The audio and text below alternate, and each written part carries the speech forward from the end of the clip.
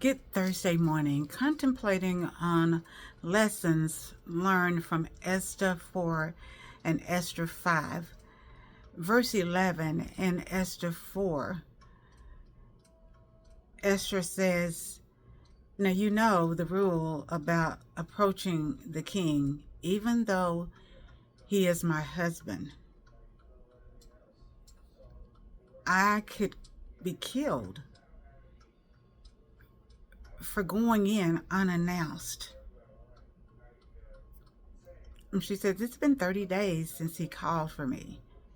And got to thinking about that. They're newly married.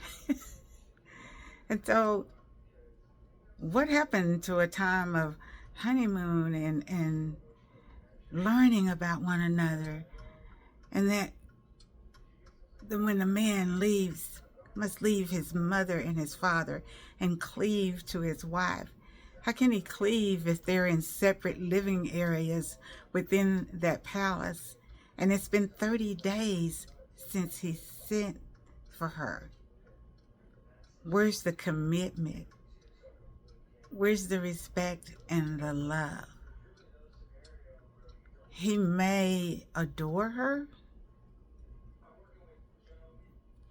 but in 30 days, you haven't called for your wife? And why would you have to call for her?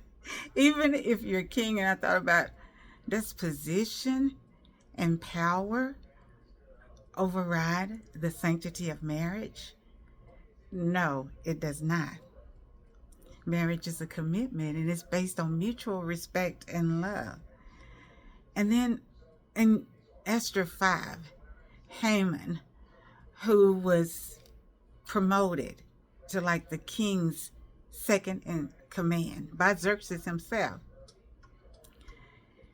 To me, he symbolizes the enemy, Satan, the world, and our fleshly vulnerabilities. He's very prideful.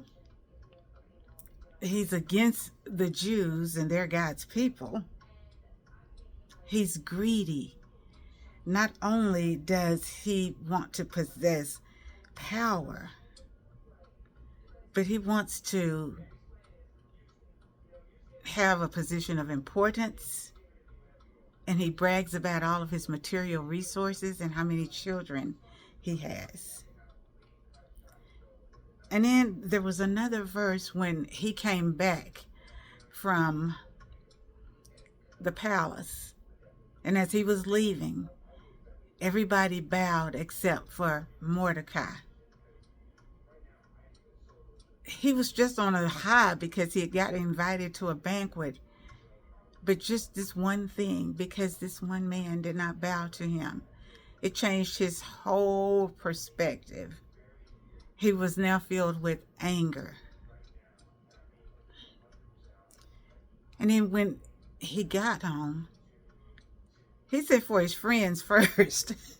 It says he sent for his friends, and then he sent for his wife. And I'm taking that literally, that he called for the friends to come, and they had a discussion, and then he called for the wife. What happens to respecting the home? And honey, do you feel like having company? I know I'm the king. There's so many human flaws recorded in Esther 5 and Esther 4. And it's a reminder to us to remember who we are and whose we are.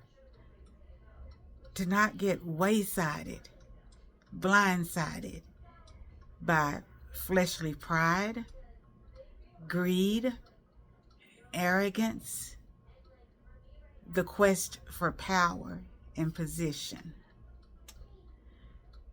But to realize that God has given us plans and purposes. And it's not about us. It's about glorifying Him.